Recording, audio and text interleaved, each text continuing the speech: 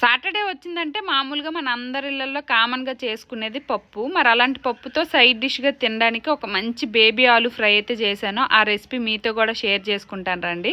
First baby ఆలూస్ని తీసుకొని కుక్కర్లో వేసుకొని కొంచెం ఉప్పు కూడా వేసి 2 విజిల్స్ వచ్చే వరకు పెట్టుకోవాలి. ఇంకా తర్వాత తొక్కలన్నీ ఒలిచేసి ఏదైనా ఒక స్మాషర్తో కొంచెం లైట్గా ప్రెస్ చేసుకొని అన్నీ పక్కన పెట్టుకోవాలన్నమాట. ఇలా ప్రెస్ చేసుకుంటేనే ఉప్పు కారం అన్నీ లోపలికి వెళ్ళి టేస్ట్ బాగుంటుంది.